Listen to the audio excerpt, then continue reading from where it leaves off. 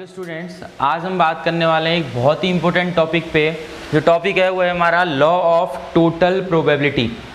Class 12th probability के तो बहुत ज़्यादा इंपॉर्टेंट टॉपिक्स हैं जो हमारे आगे की हायर क्लासेस में भी क्या आएंगे, काम आएंगे। तो उनमें जो पहला टॉपिक है वो आता है लॉ ऑफ टोटल प्रोबेबिलिटी।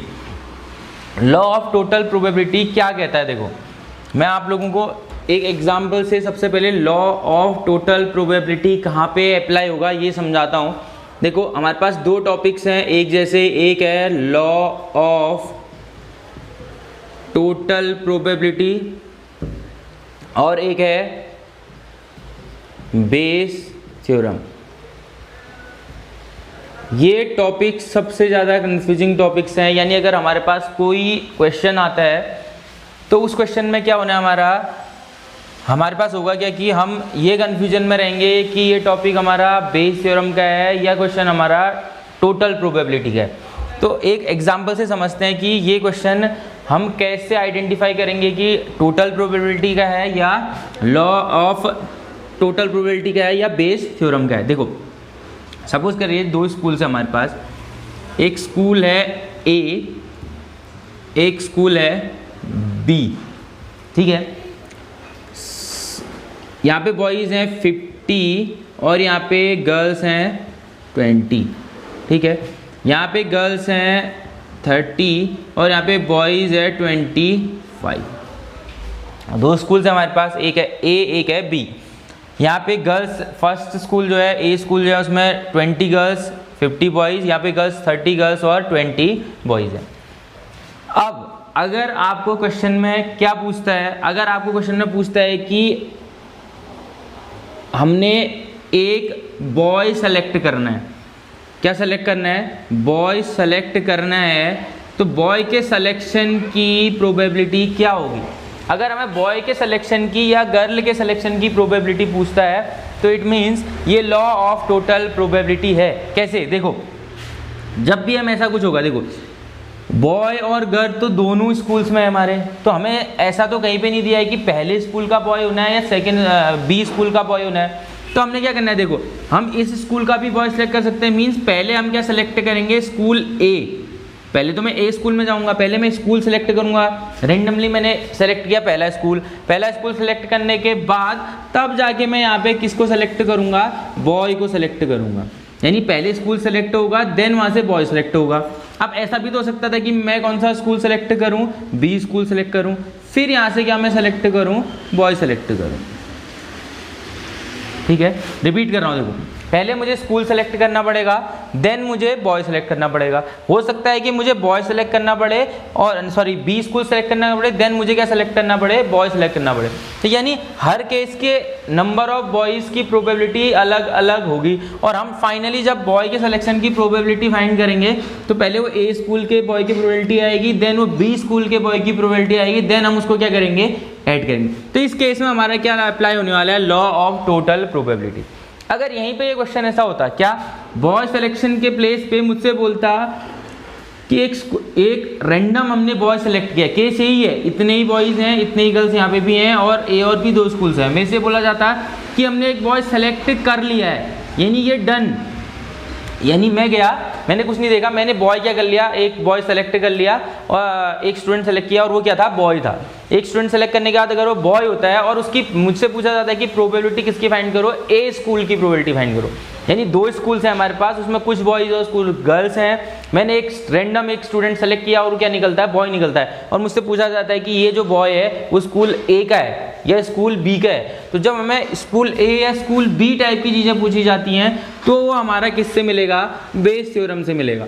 तो जब हम बेस थ्योरम पढ़ेंगे तब हम इसमें डिटेल पे बात करेंगे, लेकिन जब हमें किसी इवेंट के अंदर किसी एक एलिमेंट की या कह सकते हैं हम उसके अंदर जो भी आइटम्स रखे हुए हैं या जो भी लोग रखे हुए हैं या आर्टिकल जो भी रखे हुए हैं उनकी प्रोबेबिलिटी पूछता है तो वो किससे होगी, हमारी लॉ ऑफ टोटल प्रोबेबिलिटी से। ठीक है, तो लॉ ऑफ टोटल प्रोबेबिलिटी को थोड़ा समझते हैं हम। देखो यहाँ पे हमने क्या करना होता है, मैंने बोला कि हमें दो टाइप से क्वेश्चन किस टाइप से मिलेगा, यहाँ पे दो या तीन टाइप की हमारे पास चीज़ें होंगी, उसके अंदर कुछ और चीज़ें होंगी और जो अंदर चीज़ें हैं उनमें से कोई एक चीज़ सेलेक्ट करने की प्रोबेबिलिटी हमने क्या करनी होती है, फाइंड करनी होती है। तो प्रोबेबिलिटी ऑफ ए, हमारे पास यहाँ पे फॉर्मूला होता है P A equals to P E one into P A upon E one plus P E two into P A upon E two, so one कहाँ तक चलेगा, P E N into P A upon E one, यानी ये वहाँ तक चलेगा। जैसे अगर हमारे पास 3 स्कूल हैं तो E3 तक जाएगा, 2 स्कूल है तो E2 तक ही आएगा, 5 स्कूल्स हैं तो 5 PE5 तक हमारी प्रोसेस चलेगी। EN कंटिन्यू रहने वाली प्रोसेस, जितने नंबर ऑफ हमारे पास स्कूल्स टाइप की चीज़ें होंगी उस टाइप से हमारे क्वेश्चन क्या होंगे, कंटिन्यू रहेगा फॉर्मूला। यानी अगर हमारे पास 2 आइटम है यानी 2 स्कूल्स हैं तो हम E2 तक जाएंगे, 3 स्कूल्स हैं तो हम कहाँ तक जाएंगे, 3 तक जाएंगे। देखो क्वेश्चन समझते हैं। देखो एक बैग है, इस क्वेश्चन से हम समझते हैं। देखो एक बैग हमारे पास, सपोज करते हैं कि ये बैग E1 है, ठीक है, जिसमें 4 रेड एंड 3 ब्लैक बॉल्स है। इसमें 4 रेड और 3 क्या है, ब्लैक बॉल्स हैं। अ सेकंड बैग कंटेन्स, एक और बैग है हमारे पास, बैग 2 E2। चलो ऐसा समझते हैं कि ये बैग A था और ये बैग B था। बैग B में हमारे 2 रेड हैं और बैग B में हमारे 4 ब्लैक हैं। One bag is selected at random, हमने एक बैग सेलेक्ट करना है randomly from the selected bag. फिर जो सेलेक्टेड बैग है उसमें से हमने क्या निकालनी है, एक बॉल फाइंड करनी है। One ball is drawn, find the probability that the ball drawn is red. अब आप समझाइए कि हम पहले तो बैग सेलेक्ट करेंगे, देन हम उसके अंदर से बॉल सेलेक्ट करेंगे। अगर मैंने बॉल सेलेक्ट करनी है तो ये टोटल प्रोबेबिलिटी का होगा बताया, और अगर हमने ये बैग सेलेक्ट करना होता तो ये किस प्रोबेबिलिटी का होता, बेस थ्योरम का क्वेश्चन होता, ठीक है। तो हमें पता है कि ये क्वेश्चन किसका है, टोटल प्रोबेबिलिटी का। अब हमें इवेंट बनाने आने चाहिए। देखो सॉल्यूशन पे आता हूँ, सबसे पहले हम इवेंट बनाएंगे। देखो एक इवेंट बनेगा हमारा बैग पहले का सिलेक्शन, एक इवेंट बनेगा हमारा बैग बी का सिलेक्शन। तो E1 में एक इवेंट बना रहा हूँ, E1 means selection of bag A. Bag A का सिलेक्शन हमारा क्या है, E1। E2 क्या है हमारा, सिलेक्शन ऑफ बैग बी, यानी अगर हम बैग बी सेलेक्ट करते हैं तो ये हमारे पास कौन सा इवेंट है, E2। देन हम आएंगे फाइनल इवेंट पे, जो ए दिख रहा है आपको, ए क्या होगा हमारा, बॉल सेलेक्ट होना। कौन सी बॉल सेलेक्ट होनी है, find the probability that the ball drawn is red, हमने रेड बॉल सेलेक्ट करनी है तो हमारे पास रेड बॉल की प्रोबेबिलिटी हमने फाइंड करनी है। तो ए क्या है, सिलेक्शन ऑफ कितने balls, selection of 1 red ball, ठीक है ना। हमने फाइंड क्या करना है, हमने रेड बॉल की प्रोबेबिलिटी फाइंड करनी है। तो इसका मतलब हमने पी ए फाइंड करना है, पी ए फाइंड करना है तो ये चीज़ें हमें चाहिए। देखो सबसे पहले मुझे क्या लाना पड़ेगा, फिर पी E1, सबसे पहले P1। देखो फॉर्मूला में दिख रहा होगा आपको, E1 फाइंड करना है। E1 का मीनिंग क्या होगा, probability of E1, probability of E1 मतलब सिलेक्शन ऑफ बैग ए। अब भैया हमारे पास बैग सेलेक्ट करने के लिए तो सिर्फ 2 बैग हैं, तो टोटल नंबर ऑफ हमारे पास बैग्स कितने हैं, 2। और ए बैग को सेलेक्ट करने के फेवर में कितना बैग आएगा, एक ही तो आएगा। तो एक बैग E1 की प्रोबेबिलिटी क्या हो जाएगी, 1/2, बहुत easy. Then probability of E2 का मतलब probability of E2 means probability of selection of bag B. Bag B कितने हैं, एक ही तो है, और टोटल बैग्स कितने हैं, 2। तो बैग सेकंड की प्रोबेबिलिटी भी हमारी कितनी आ जाएगी, 1/2। देन हम आते हैं probability of A upon E1। अब A अपॉन E1 आपको समझ में आना चाहिए, कंडीशनल प्रोबेबिलिटी दिख रही है, हमने पढ़ ली है पिछले वीडियो में। अब conditional probability A upon E1 को हम समझते हैं क्या होगा, A की प्रोबेबिलिटी जब E1 हो गया है, probability of A when E1 is happened या E1 is occurred. E1 occurred का मतलब है, E1 का मतलब है bag A select, means A की प्रोबेबिलिटी जब बैग A सेलेक्ट हो गया है, बैग A सेलेक्ट होने के बाद A मींस रेड बॉल की प्रोबेबिलिटी। तो हमें रेड बॉल की प्रोबेबिलिटी फाइंड करनी है जब पहला बैग सेलेक्ट हुआ है। पहले बैग में रेड बॉल कितनी, 4, और पहले बैग में कितनी टोटल बॉल्स, 4 + 3 7, तो इसकी प्रोबेबिलिटी कितनी आ जाएगी, 4/7। देन हम आते हैं probability of A upon E2। A upon E2 का मीनिंग क्या है, probability of A means probability of selection of 1 red ball. Red ball की प्रोबेबिलिटी कब, E2 का मीनिंग है जब सेकंड बैग हमारा क्या हो रहा है, सेलेक्ट हो रहा है। सेकंड बैग में रेड बॉल कितने हैं भैया, 2, टोटल बॉल्स कितनी, 4 + 2 कितना, 6, तो टोटल ये 1 बाई कितना आ गया, 3। बहुत इजीली हमने ये इसके पार्ट्स फाइंड कर लें। अब सिंस हमने क्या फाइंड करना है, probability of selection of 1 red ball. हमने रेड बॉल की प्रोबेबिलिटी फाइंड करनी है, तो मीन्स हमने क्या फाइंड करना है, प्रोबेबिलिटी ऑफ रेड बॉल मतलब प्रोबेबिलिटी ऑफ A फाइंड करना है। और A के लिए फॉर्मूला क्या बनता है हमारे यहाँ से, क्या बनेगा, देखो PA बनेगा, सॉरी PE1 E1 के साथ इंटू में क्या आएगा P A upon E1, then plus P E2, फिर हम सेकेंड बैग सेलेक्ट करेंगे, then P A upon E. P E1 कितना है भैया, पी E1 है, E1 कितना है, E1 था हमारे पास 1/2 into P A upon E1 कितना है, ए upon E1 4/7 plus P E2 कितना है हमारे पास 1/2 into P A upon E2 कितना है हमारे पास 2/6 यानी 1/3। सिंप्लीफाई करते हैं, ये कितना हो जाएगा, 2 से ये 2 टाइम्स कैंसिल हो जाएगा, ये हो जाएगा 2/7 प्लस 1 इंटू 1 1 3 2 6 1 बाई कितना 6, इन दोनों का एलसीएम कितना 6 7 जा 42, 6 2 जा 12 प्लस 7 1 जा 7, 12 प्लस 7 कितना 19 अपॉन कितना आएगा 42। तो हमारी रेड बॉल की प्रोबेबिलिटी कितनी आ रही है 19 अपॉन 42। ये हमारा क्या हो गया फाइनल आंसर। रिपीट करता हूँ, जब भी हमें बैग जैसे 2 बैग्स दिए हैं, 2 स्पूल्स दिए हैं या 2 बॉक्सेस दिए हैं, तो उनके अंदर कुछ और आइटम्स पुट कर रखे हैं और उन आइटम्स की प्रोबेबिलिटी हमने फाइंड करनी है और उनमें सेम टाइप के आइटम्स हैं, तो हम वहाँ पे क्या फाइंड अप्लाई करेंगे, लॉ ऑफ टोटल प्रोबेबिलिटी। एक और एग्जाम्पल हम करते हैं इसका समझने के लिए। देखो ये क्वेश्चन आपको समझ में आ गया होगा, अगर समझ में नहीं आ रहा है तो आप रिपीट कर सकते हैं वीडियो को। एक और एग्जांपल आप लोग लिखेंगे इसके बाद। ये टोटल प्रोबेबिलिटी आपकी फॉर्मूला यहाँ पे लिखा हुआ है, आपको सबसे पहले तो ये याद करना है। एक क्वेश्चन और लिखते हैं हम। क्वेश्चन है हमारे पास,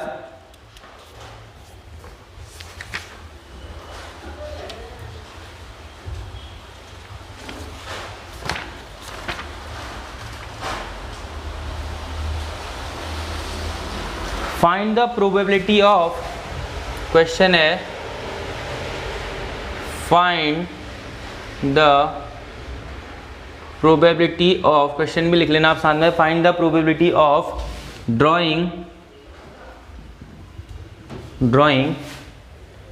अ 1 rupee coin, a 1 rupee coin from a purse with,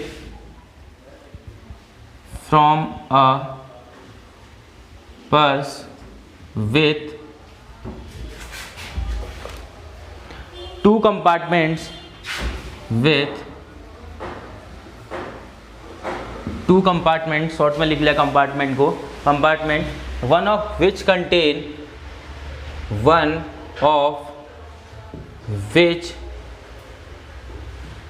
contains 350 पैसे कॉइन, 350 पैसे coin and 2 1 rupee coin, and 2 1 rupee coin, and other contains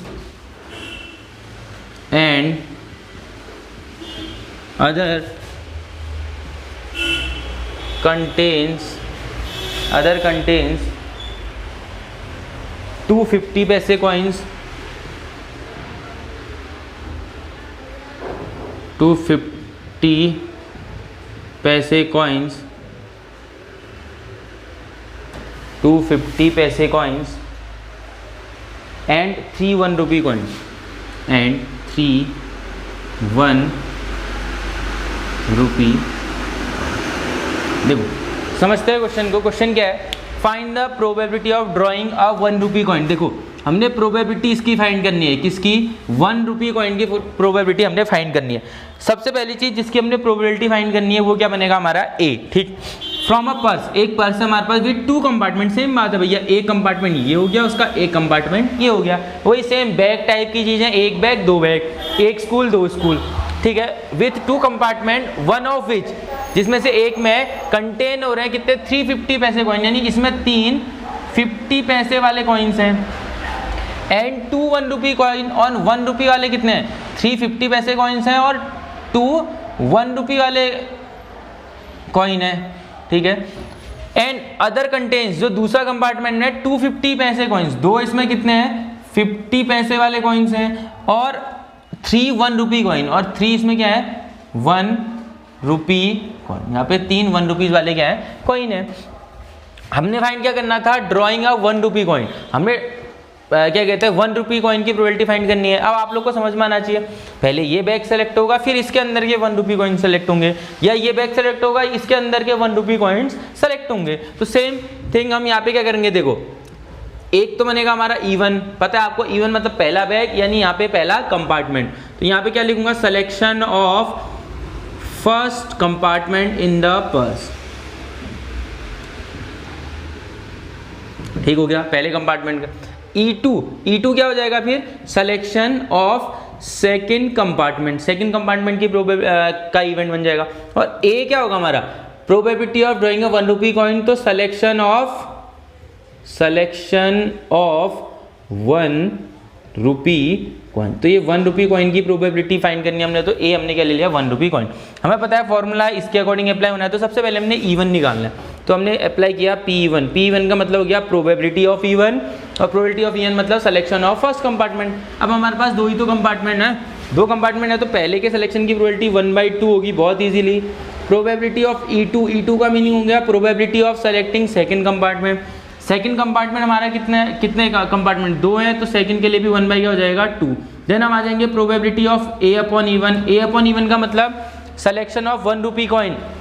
पहले में 2 1 रुपीज़ के कॉइन है, तो फेवर में 2 आएंगे, और अपॉन में 3 + 2 टोटल कितना आ जाएगा, 5 आ जाएगा।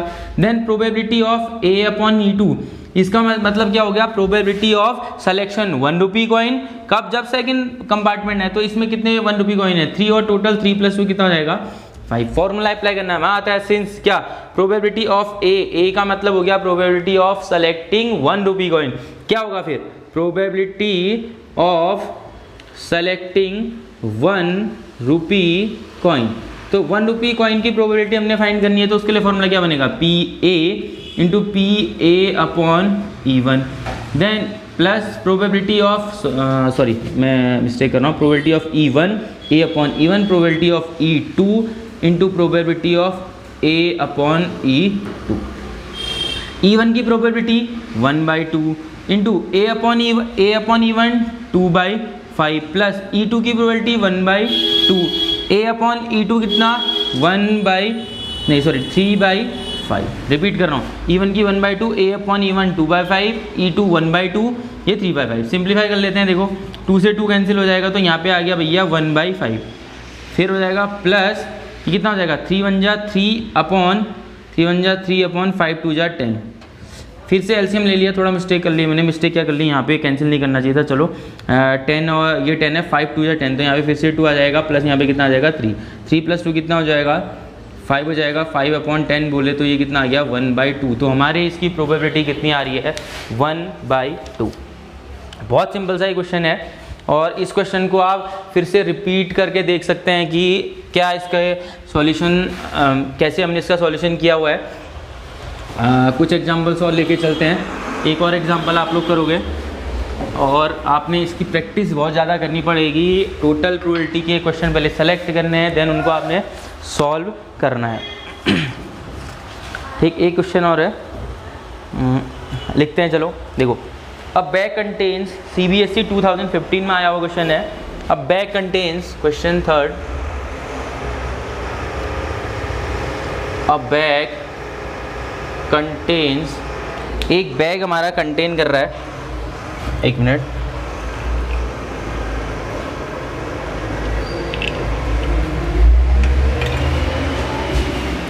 a bag contains 4 black and 6 red balls, 4 black and 6 red balls, 6 red balls, and bag B contains 7 black,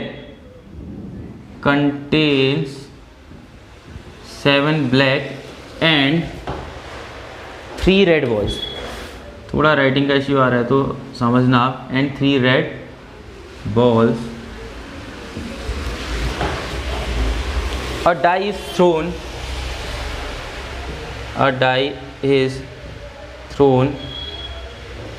a die is thrown if 1 or 2 appears, if 1 or 2 appears, then bag A is selected. Then we select bag A. Otherwise bag B. Otherwise bag B. If two balls are drawn at random, if two balls are drawn at random, if two balls are drawn at random without replacement, condition पहले से given है कि क्या ये without replacement है। Question साथ में लिखते रहना, नहीं तो आप बोर हो जाओगे। From the selected bag, from selected bag find the probability of,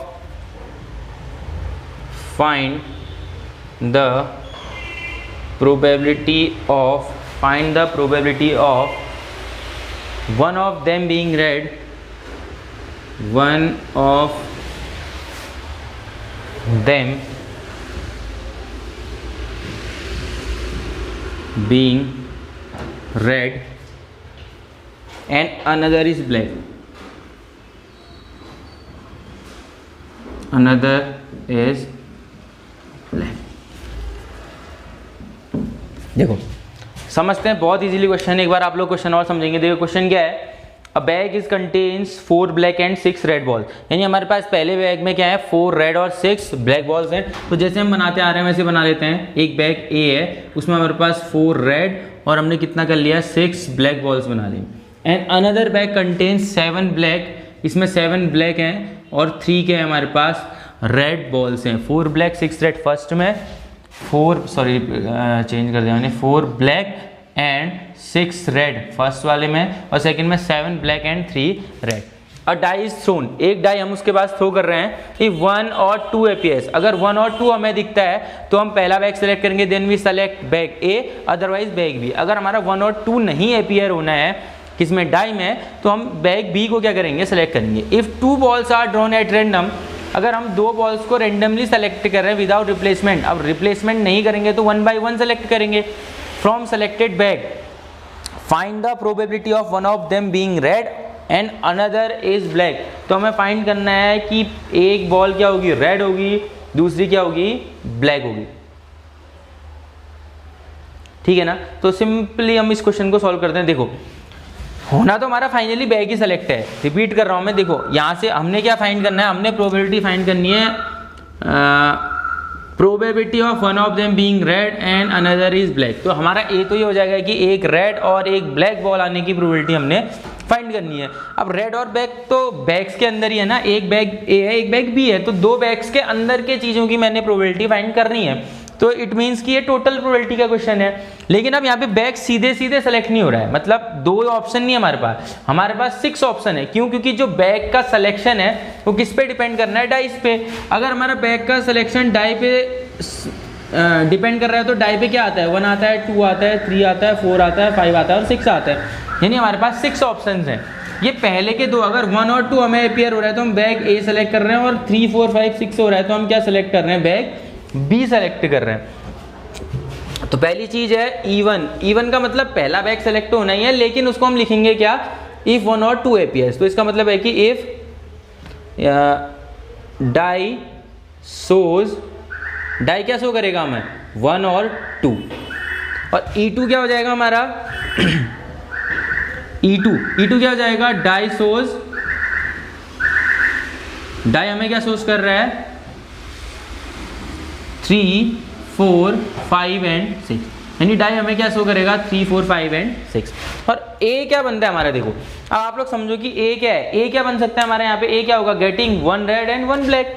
यानी हमारा जो ए है वो यही तो बोला है उसने, क्या, 1 of being red and another is black. तो गेटिंग 1 रेड एंड 1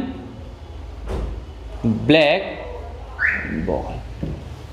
अब धीरे धीरे इस प्रोसेस को हम सॉल्व करते हैं। देखो सबसे पहले तो हमें इवन फाइंड करना ही पड़ेगा। इवन का मतलब हो गया प्रोबेबिलिटी ऑफ 1 और 2, यानी 1 और 2 आने की प्रोबेबिलिटी। टोटल नंबर्स होते हैं 6, 1 और 2 के फेवर में कितने हो गए 2, तो 2/6 हो जाएगा, ये हो जाएगा 1/3।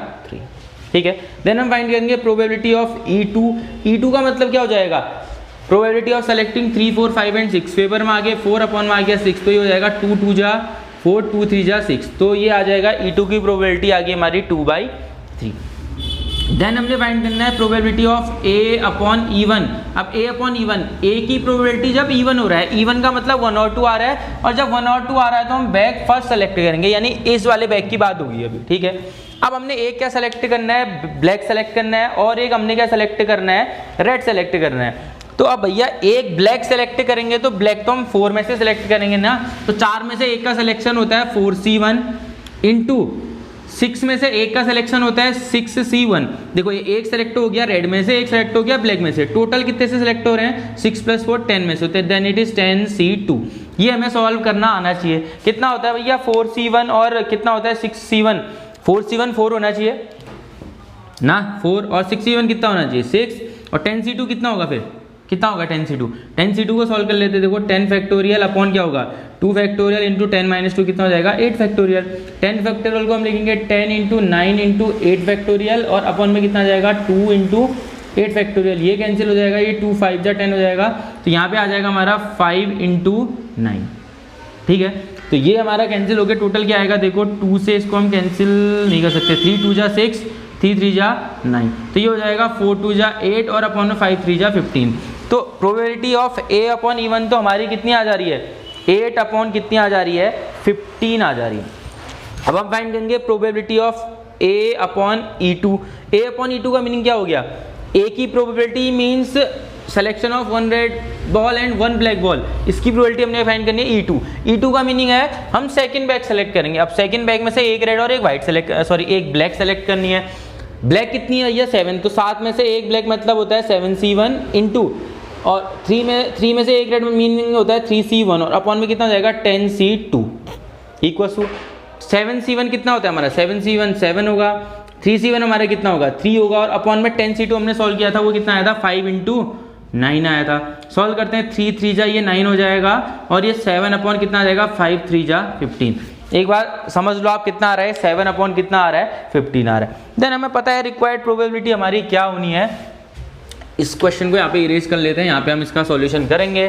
तो हमें जो रिक्वायर्ड प्रोबेबिलिटी है वो क्या है हमारी भैया, जो हमने रिक्वायर्ड प्रोबेबिलिटी फाइंड करनी थी वो क्या थी हमारी, वो तो प्रोबेबिलिटी ऑफ A है। टोटल प्रोबेबिलिटी का फॉर्मूला अप्लाई करो, क्या होता था पहले हमने सेलेक्ट करना है पहले पहली कंडीशन, फिर हमने पहली कंडीशन में A सेलेक्ट करना है तो वो ऐसा होता है, फिर हमने सेलेक्ट करना है second condition means PE2, then हम PA अपॉन क्या सेलेक्ट करना है A/E2, यानी AE2 में कितना आ रहा है A/E1 की प्रोबेबिलिटी हमारे पास है कितनी है 1/3, और इंटू PA/E2 की प्रोबेबिलिटी हमारे पास E1 की प्रोबेबिलिटी हमारे पास कितनी है 8/15, प्लस E2 की प्रोबेबिलिटी कितनी है हमारे पास 2/3, A/E2 की प्रोबेबिलिटी हमारे पास कितनी है 7/15।